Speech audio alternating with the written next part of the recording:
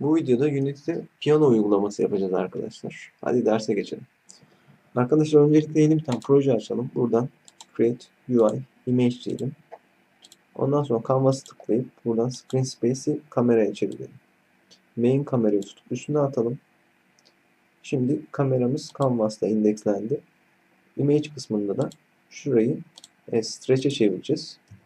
Buraları sıfırladıktan sonra image'imde o arkadaki canvas'ı kaplamış olacak. Bunun color'ını da siyah yaptım. Ondan sonra game ekranına geldim. Free Aspect diyor. Buraya yeni bir tane label ekleyeceğim. İsmini Piano diyebiliriz.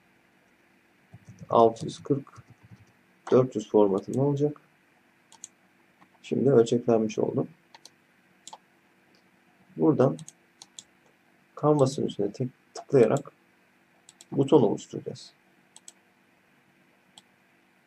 Şu butonu düzenlemem lazım.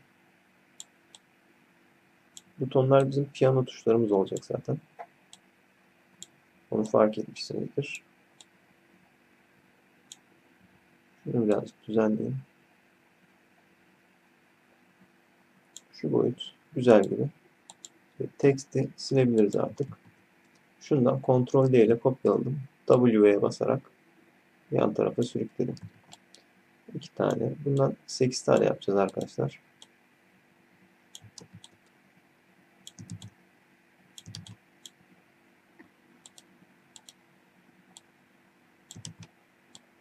Yan yana sürükleyelim. Şimdi 8 tane oluşturduk. Hepsini tutup şöyle bir ortalayalım. Şimdi burada butona tıklayıp tag ekleyeceğiz. Add tag diyeceğiz. Buton 1'den 8'e kadar bunu ekleyelim. Buton 8'e kadar ekledik. Onların sırası çok önemli değil. Ama şu sıra önemli. Burada mesela buton 1'e tıkladığımda şunu seçmem lazım. Tek tek burada da sıraya göre buton 1'den 8'e kadar seçelim.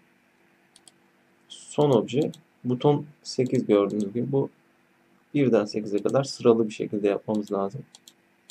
Çünkü sesleri ona göre ekleyeceğiz. Buradan boşluğa tıkladım. Create dedim. Yeni bir tane game obje oluşturdum. Bunun ismini play diyeceğim ben. Alttan create C# script. Bunun ismini play diyeceğim. Bu play objesine tıklayarak önce bir script'imi ekledim. Play yazarak buradan zaten çıkar. Ondan sonra bir de audio source ekleyeceğim.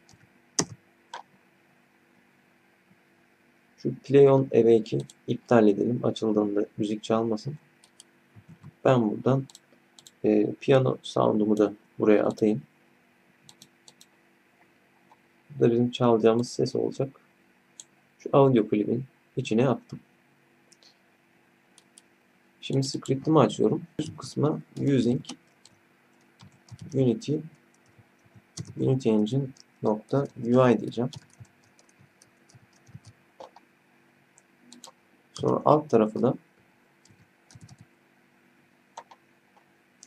şunu kapatayım.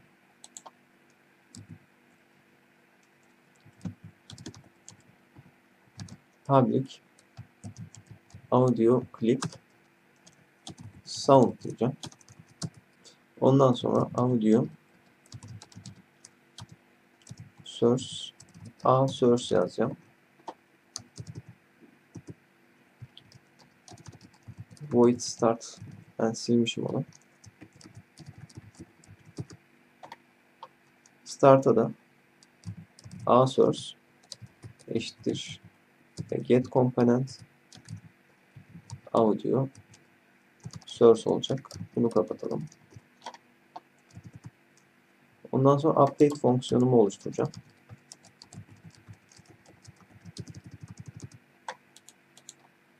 Asıl kodları buraya yazacağız. If diyeceğiz. Input get key down parantez açacağım. Kcode nokta q olacak bu.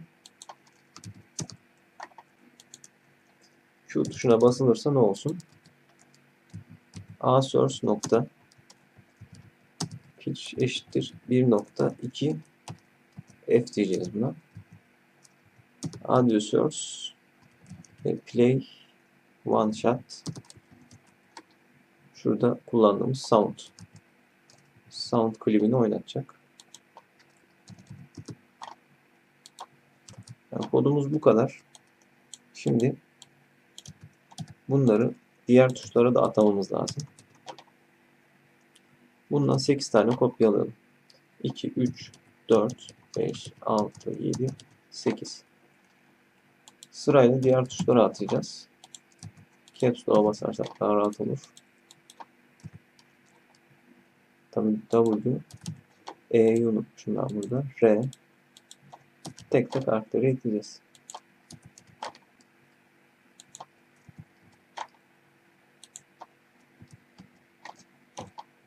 I'ya kadar ekledim ben. Üst tarafa çıkıp birden başlayacağız. 1, 1.2, 1.4 ve ben şurayı doğru mu yaptım? W, doğru. 1.4, 1.5, 1.7,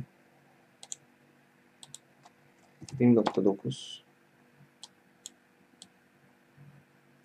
2.1, sonuncusu da 2.2 olacak. Bu tuşlara basarken çalınan sesler olacak. Ondan sonra şunları tekrar kopyalayacağız. Burada da butonun renk ayarlarını yapacağız. Ama bu sefer get key down yerine sadece get key kullanmamız lazım. Bunları tek tek silelim.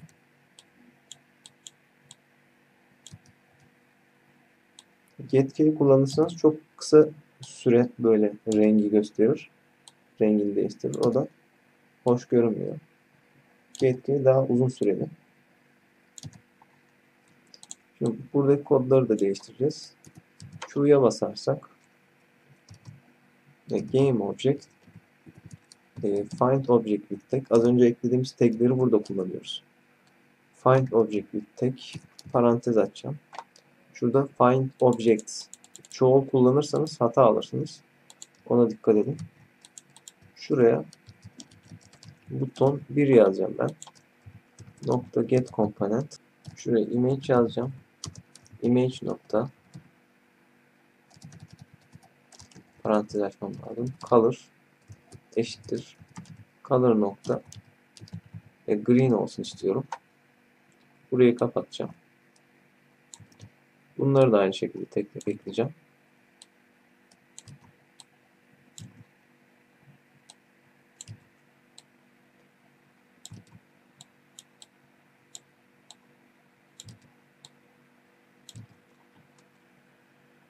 Şimdi de şu butonların taglerini değiştireceğim.